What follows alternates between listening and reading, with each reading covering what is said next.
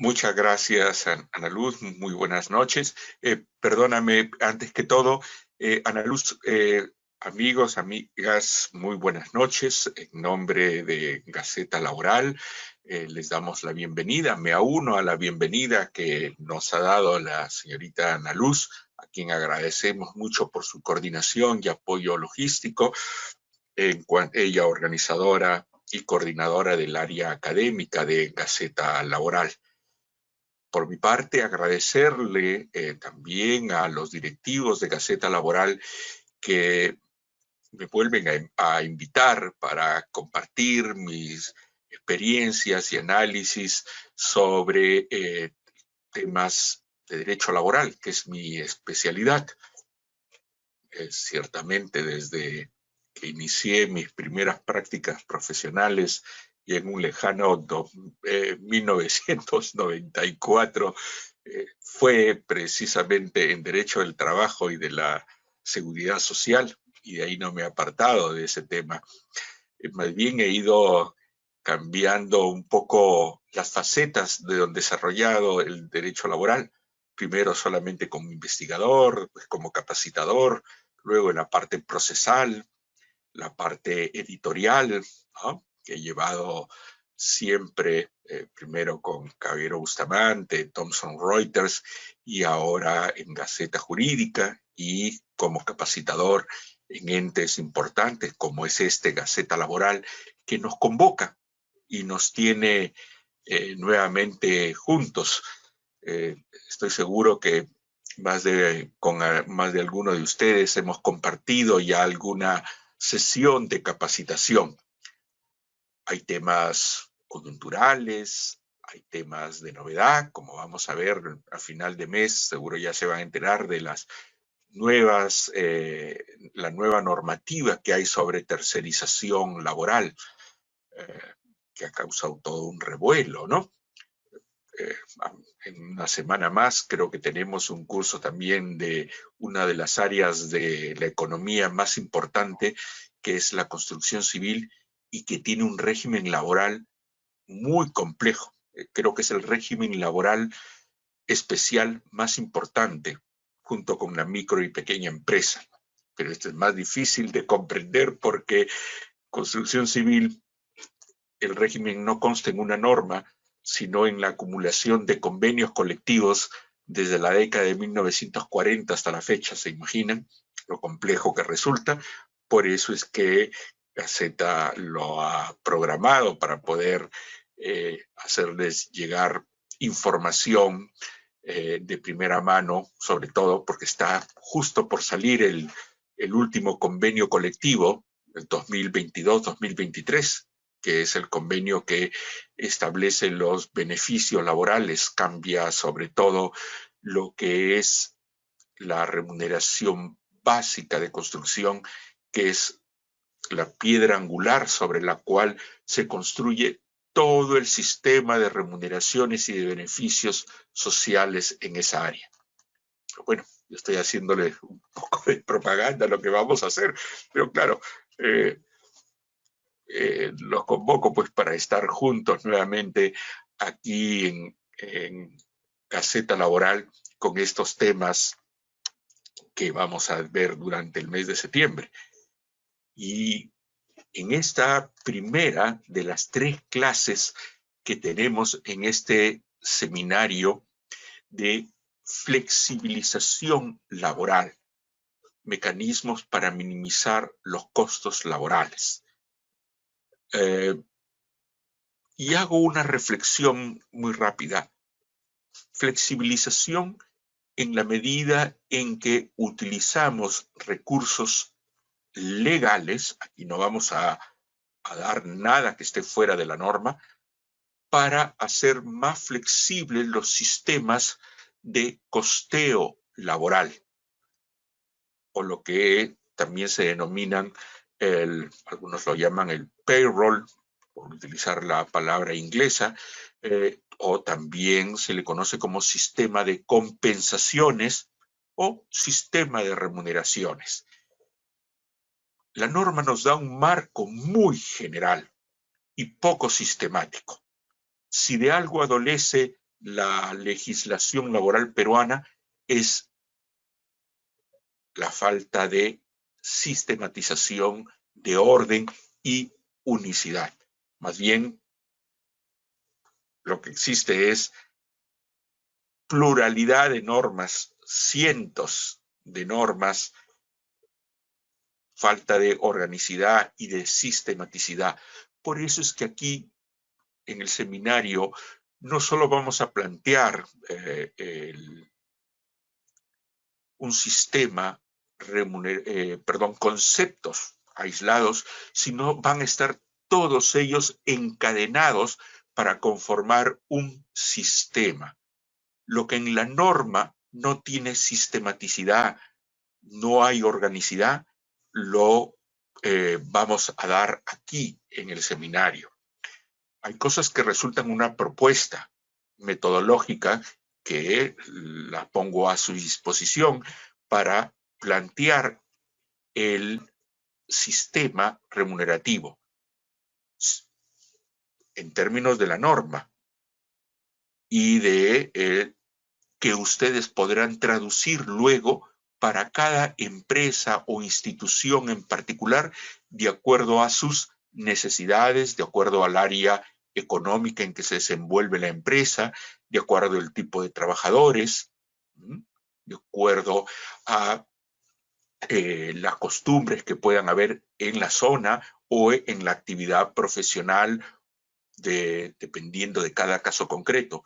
Entonces, este sistema que vamos a exponer aquí es lo suficientemente flexible para adaptarse a cualquier necesidad en la medida en que lo que vamos a dar son conceptos, pero muy operativos, muy sistematizados, de tal manera que, por utilizar una palabra muy coloquial, podamos aterrizar esos conceptos y establecer un sistema remunerativo para cada empresa.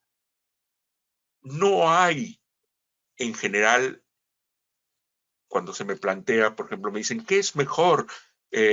Remuneración variable, remuneración fija, la forma mixta, pagar con bonificaciones, pagar solamente básico, pagar, etcétera, etcétera. No hay mejor en forma absoluta. El mejor sistema remunerativo o de compensaciones es el que se adapta mejor a la realidad de cada empresa e institución. Bien, ahora, este sentido de sistematización y organicidad que le vamos a dar a las remuneraciones y poder establecer un sistema de compensaciones, les decía, es flexible porque se adapta a cualquier tipo de actividad económica,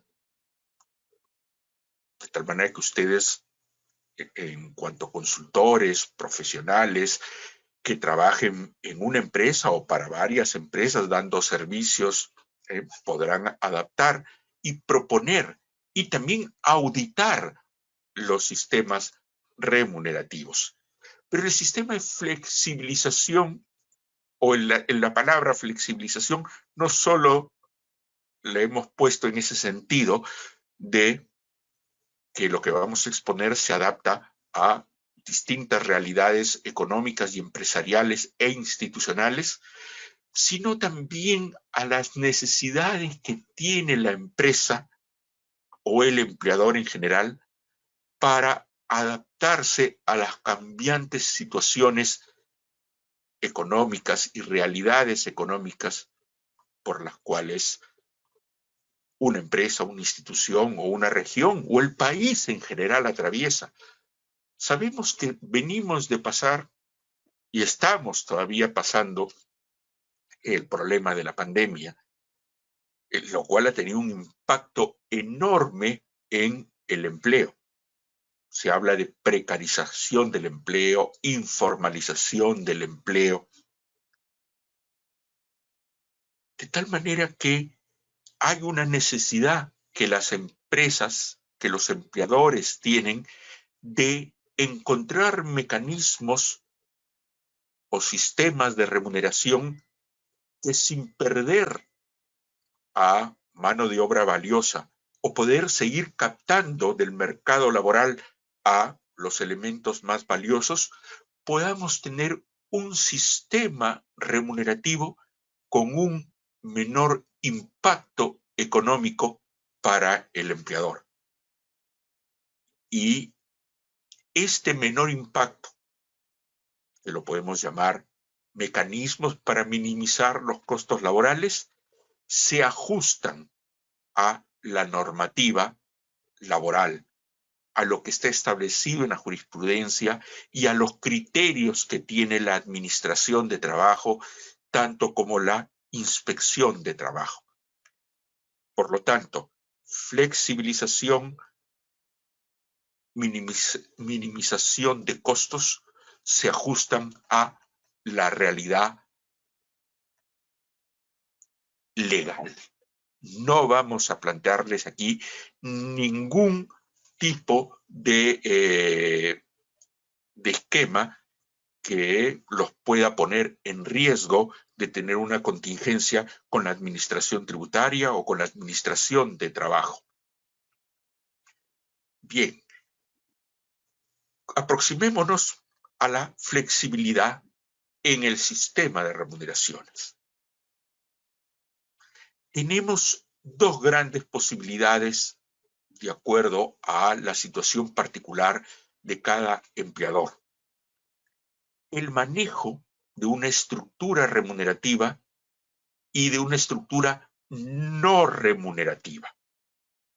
Aquí va a ser muy importante, y ese es quizá el corazón de la exposición, es que tenemos que poder diferenciar los que son ingresos remunerativos e ingresos no remunerativos.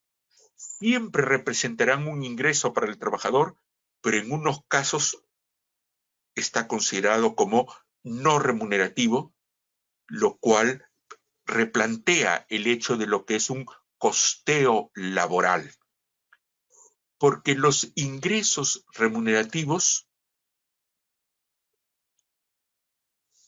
los que son propiamente las remuneraciones, no valen lo que nominalmente aparece en la planilla. Un sol en el régimen general de la actividad privada al final termina siendo aproximadamente un sol 50. Es decir, que hay un recargo o un sobrecosto laboral por, como veremos, los beneficios sociales, la parte impositiva a cargo del empleador, que se sustenta ¿en qué? En los ingresos remunerativos. En cambio, los ingresos no remunerativos cuestan esencialmente eso. No sirven de base de cálculo para beneficios sociales ni tributos o aportaciones a cargo del empleador. Por lo tanto, el empleador es imprescindible en estos momentos en que se está compitiendo en un mercado que se ha movido por las razones que he mencionado de la pandemia, la recesión de la economía, el repunte felizmente no tan alto de la inflación, que requiere que la empresa maneje bien sus costos laborales, pero no con el hecho de bajar la remuneración, porque así perdemos a trabajadores valiosos o no somos atractivos para captar a la mejor mano de obra. Cuando sea posible, esto es lo que les mencionaba primero, el costeo laboral se plantea respecto de, por ejemplo, si una empresa está iniciando labores o respecto de una nueva contratación de trabajadores. Pero cuando ya tengo una masa laboral, tengo ya trabajadores, puedo establecer cambios o cambios de condiciones remunerativas, si es que hay acuerdo, o los posibles incrementos que pueda dar, tanto por convenio individual, por convenio colectivo, lo puedo hacer utilizando los ingresos no remunerativos.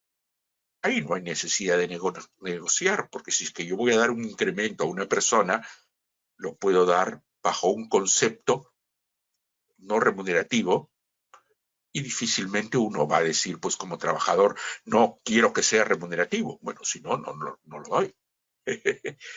En la medida en que normalmente en las empresas pues hay una evolución positiva de las remuneraciones, o en las renovaciones de contratos, o en las recontrataciones, o en la captación de nuevo personal, tengo que recordar los mecanismos de flexibilización para, insisto en esas dos ideas, manejar de la manera más óptima el costeo laboral sin que ello implique que la empresa se haga poco atractiva para retener al talento, a los trabajadores, o no poder captar nuevo talento en la medida en que no ofrezco como empresa, como institución, un esquema atractivo de remuneraciones.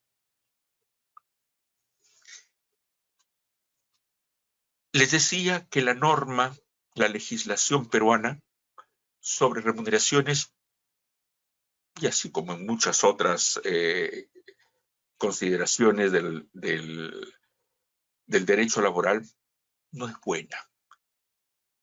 Y no es buena porque regule de una u otra manera, sino que no lo hace en forma sistemática y orgánica. U omite dar definiciones. E inclusive vamos a ver que cuando define algo, lo define mal. Entonces, aquí hay criterios que vamos a volcar que no solo provienen de la norma, sino también de la opinión, de la doctrina, que es la opinión de los especialistas, de los abogados, laboralistas que reflexionan sobre determinados temas y que nos dan un concepto enriquecido, sobre todo cuando proviene de una norma que es pobre en sus conceptos y a veces hasta equívoca. Y también tendremos criterios jurisprudenciales que aclaran el sentido de la norma o definen el sentido interpretativo de la norma.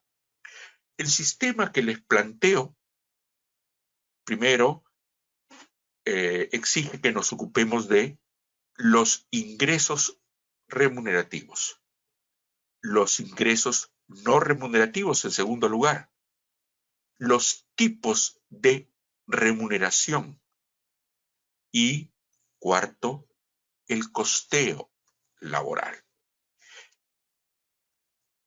Me quiero adelantar un poco. Ven esta imagen en Word que les acabo de poner.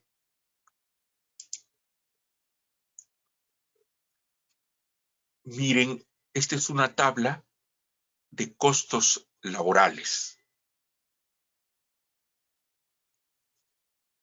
¿Por qué es importante el definir ingresos remunerativos y no remunerativos? O porque a veces se decide por un régimen laboral u otro, por lo que implica al final el costo de cada sol que paguemos en planilla. Aquí iba a decir el truco, no, pero no es truco. Acá la situación importante de fondo no es pagar fuera de planilla, es pagar siempre dentro de la planilla, es decir, legalmente, pero utilizando el margen que la ley nos da para el uso de los ingresos no remunerativos. que es lo que se conoce como la franja no salarial. Si ustedes ven aquí en el régimen general, por ejemplo, los costos, CTS 9.72, gratificaciones 16.66, salud 9%, Senati, de ser el caso, 0.75%, vacaciones 8.33%, seguro de vida ley del 0.50 a 1.5% aproximadamente, seguro complementario de trabajo de riesgo de 0.60 a 1.84%. ¿Porcentaje de qué? De la remuneración. Entonces, miren, si sumamos estos porcentajes, estamos cerca del 50%.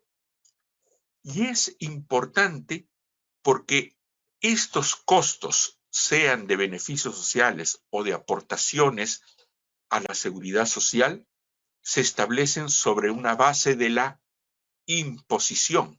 Y la base de la imposición o la base de cálculo de los beneficios son los ingresos remunerativos.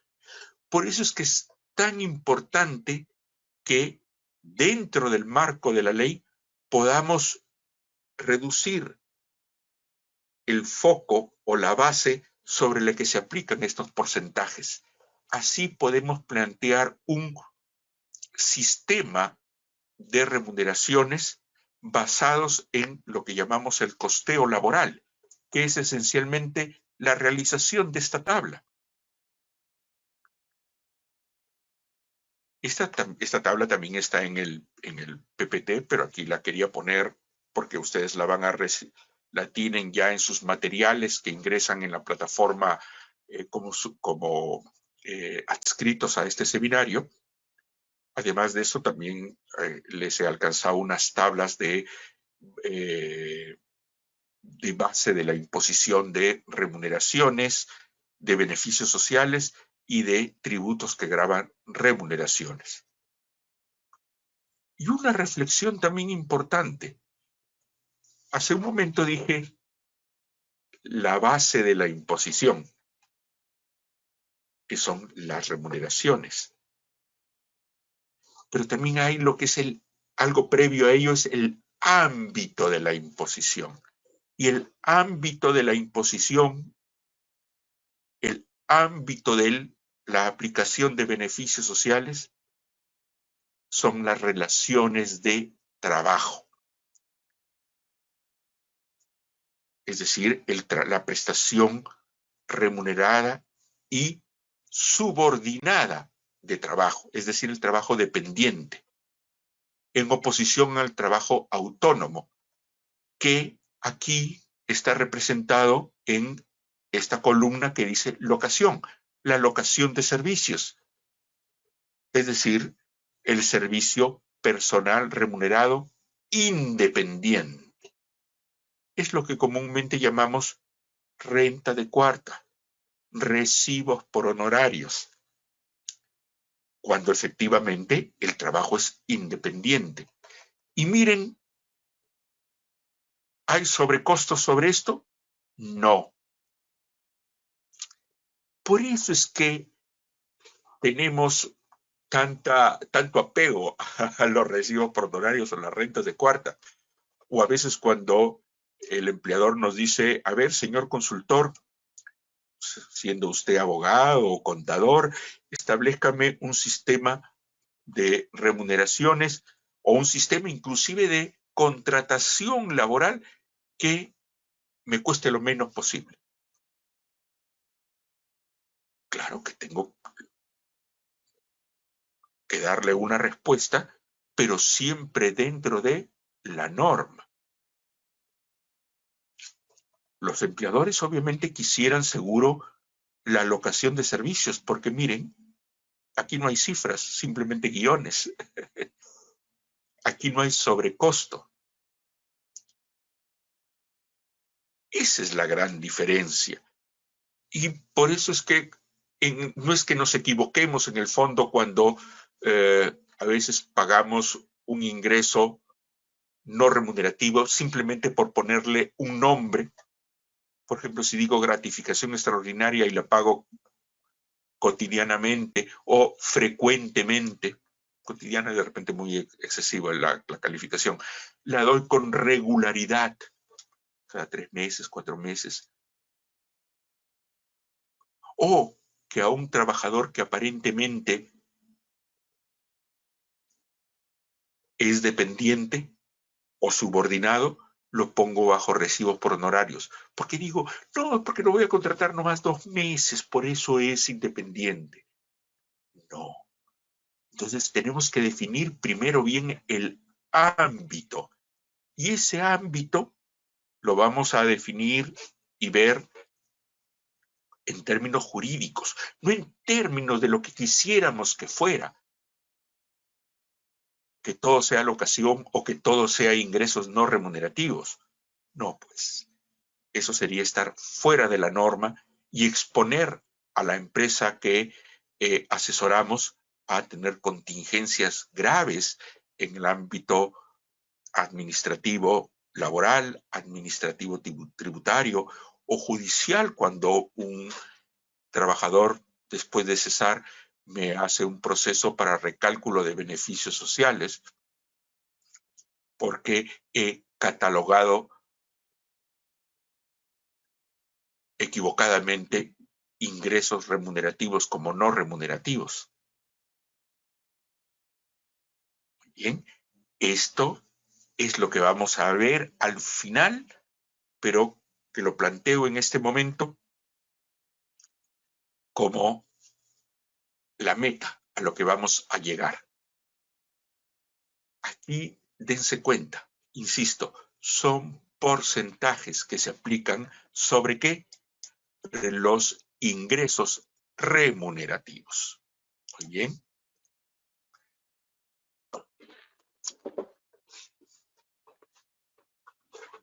En este momento podemos resumir lo que he dado en esta larga introducción. ¿Por qué es importante el manejo de los ingresos laborales? El hecho de que un ingreso sea calificado como no remunerativo incide en el costo laboral en 2 ámbitos. En el ámbito laboral, en la medida en que no sirven de base de cálculo para el pago de ningún beneficio social. Aquí no va a haber el 9.72% de CTS, no se aplicará el 16.66% de gratificación, el 9% de salud, el 8.33% de vacaciones. ¿Por qué? Porque estos se aplican sobre remuneraciones. Pero si hablamos de ingresos no remunerativos, no servirán de base de cálculo para el pago de ningún beneficio social. Y en el ámbito tributario, que no es menor, porque veamos cuáles son los tributos laborales a cargo del empleador. Es salud, 9%. Senati, 0,75%. Seguro complementario de trabajo de riesgo, un promedio de 1.5%. Bueno, aquí no vamos a hablar de renta de quinta porque eso está a cargo del trabajador. Aquí estamos viendo los costos laborales para el empleador. Es decir, lo que está a cargo de él. Esencialmente, como les menciono, salud, seguro complementario de trabajo de riesgo, y también en materia pensionaria cuando hablemos de trabajo de riesgo, por ejemplo, en construcción y en minas, donde hay un aporte complementario al sistema pensionario también a cargo del empleador. Pero ¿cuál es el impacto tributario de un ingreso no remunerativo? El impacto radica en que no sirven de base de cálculo para el pago de ningún tributo o aportación que grave remuneraciones, salvo renta de quinta. ¿Por qué renta de quinta? Sí, porque renta de quinta no grava solo remuneraciones, grava ingresos. Y acá nuestra diferenciación que vamos a ver en el curso es en diferenciar entre ingresos remunerativos de no remunerativos y verlo sobre todo sistemáticamente. Muy bien.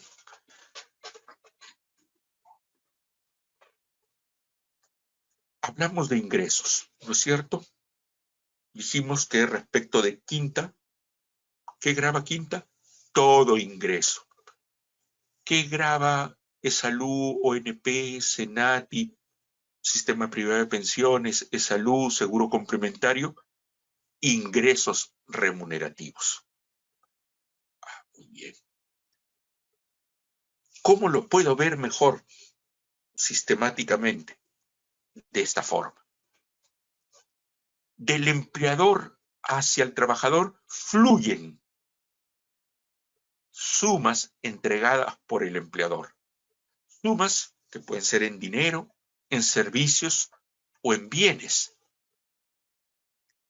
Y esto que fluye del empleador al trabajador con motivo de una prestación personal de servicios subordinada, es decir, de una relación de trabajo, pueden constituir un ingreso o incremento patrimonial para el trabajador o no constituir ingreso. Es decir, que pese que el empleador le da un bien, un servicio o un dinero, este no implica un incremento patrimonial para el trabajador. Me voy a adelantar con cargo a que esto lo vamos a desarrollar exhaustivamente. Esos bienes, dinero o servicios que el empleador da en el contexto de una relación de trabajo, que se los da al trabajador, pero aun cuando se los dé, no implica un ingreso o incremento patrimonial para el trabajador, es el caso de las condiciones de trabajo. Porque esos bienes, sumas o servicios que el empleador le da no están dirigidas a satisfacer necesidades propias del trabajador, sino a satisfacer necesidades operativas del trabajo, del servicio, necesidades operativas de la empresa. De tal manera que lo que aparentemente el trabajador tiene en dinero no lo puede gastar en lo que él quisiera, porque no implica un incremento patrimonial. Ese dinero, bien o servicio no se ha incorporado a su esfera jurídica de gasto. Por eso es que respecto a las condiciones de trabajo hay que rendir cuenta. Por ejemplo, si soy un vendedor y se me da un dinero que lo voy a utilizar en transportarme para hacer mi servicio de ventas, o el servicio de cobranza, o el servicio de reparto. O que si salgo comisionado al interior del país o a otra ciudad, se me dan, por ejemplo, un pasaje aéreo, hospedaje, lo que tengo que comer porque estoy fuera de casa. Esos son condiciones de trabajo que al final no implican un incremento patrimonial para el trabajador. Y ahí podemos establecer una línea, porque los que no son ingresos no están afectos a nada, ni siquiera a renta de quinta. En cambio, cuando estamos en la parte superior de esta línea imaginaria que hemos trazado, ya estamos en los ingresos, es decir, en bienes, servicios o dinero que el empleador otorga al trabajador y que se incorporan a su patrimonio, a su esfera jurídica de gasto. Es decir, ya son propiedad de él y por lo tanto él decidirá en qué lo gasta. Él no da cuenta de ese ingreso. Y estos ingresos pueden ser remunerativos y no remunerativos. recordando que los ingresos remunerativos sirven de base de cálculo para los tributos y aportaciones que gravan remuneraciones, y los ingresos remunerativos en su gran mayoría sirven de base de cálculo para el pago de beneficios sociales. En cambio, los ingresos no remunerativos establecidos por norma no sirven de base de cálculo para el pago de beneficios sociales ni para tributos que gravan remuneraciones, tipo de salud, ONP, sistema privado, SENATI, seguro complementario de trabajo de riesgo, etc. Este es nuestro esquema general. Vamos desentrañando y explicando cada uno de ellos. Primero, hemos dicho que aquí vamos a hablar de ingresos que se dan en el contexto de una relación de trabajo. ¿Qué es una relación de trabajo? De acuerdo con el artículo 4 de la Ley de Productividad y Competitividad Laboral, que es la norma matriz de la regulación de las relaciones laborales, se establece que una relación o contrato de trabajo, que son sinónimos, relación o contrato de trabajo, es aquel acuerdo de voluntades por el cual una persona natural, denominada trabajador, presta servicios en forma subordinada a otra persona, que puede ser natural o jurídica, a cambio de una remuneración. Bien, entonces miren ustedes, ¿cuáles son los elementos esenciales de la relación de trabajo? Prestación personal, subordinación y remuneración o ingreso.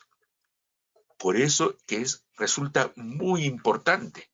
La remuneración se da en el contexto de una relación subordinada de trabajo. Y la definición que da el artículo 6 de la Ley de Productividad de lo que es remuneración